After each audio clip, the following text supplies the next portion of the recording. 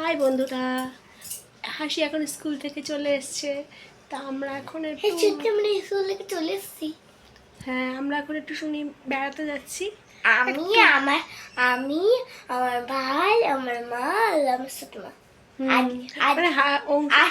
ওর ভাইয়ের স্কুলে প্রোগ্রাম আছে, কালচারাল প্রোগ্রাম কালকে আছে, তাই সেটার জন্য রিহার্সাল হবে, তাই যাচ্ছে।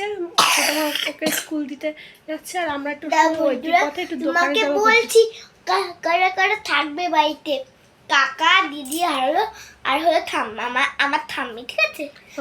দাদা কাজে গেছে। আর কথা বলতে দে, তুই তো সব বলছিস। তাই আমরা একটু বেড়াতে যাচ্ছি।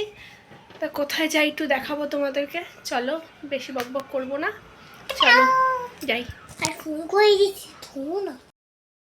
দেখো বন্ধুরা, আমি হাসি আর হাসির ছোটো মা তিনজনেই বেরিয়ে পড়েছি।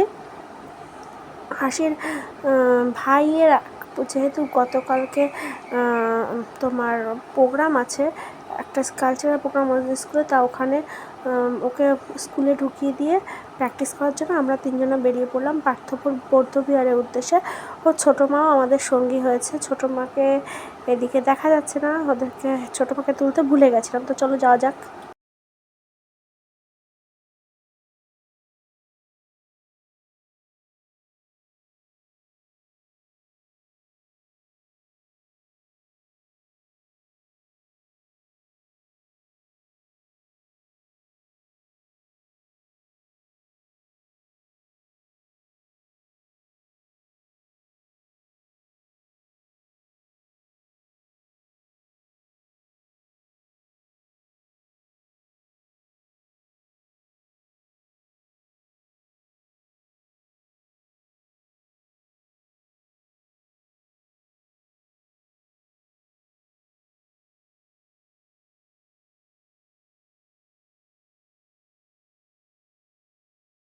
তো বন্ধুরা, আমি এখন বৌদ্ধবিহারের ভিতরে ঢুকে পড়েছি, আর দেখতেই পাচ্ছ এখানে মনীষীদের জীবন লেখা রয়েছে। আর এখানে আমি এখন তোমাদেরকে ক্যামেরায় পুরো জায়গার ভিডিওটা দেখাচ্ছি।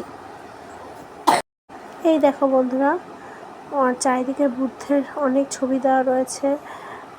এই দেখো এখানে মনীষীদের ছবি দেওয়া রয়েছে। আর হাসি দেখো এখানে হাত তুলে নাচতে শুরু করে দিয়েছে। আর এই যে বুদ্ধের দুটো মন্দির, এদের এখানেই আরাধনা করা হয়। আর এইদিকে আমরা দেখে ঠেকে এইদিকে আবার একটু শুনি ফুল বাগানগুলো দেখতে আমরা ব্যস্ত হয়ে পড়লাম। আর ওইদিকে হাসির ছোটো মা টোটো ডাকতে ব্যস্ত হয়ে পড়লো। তো এই ছিল আমার ভিডিওটা।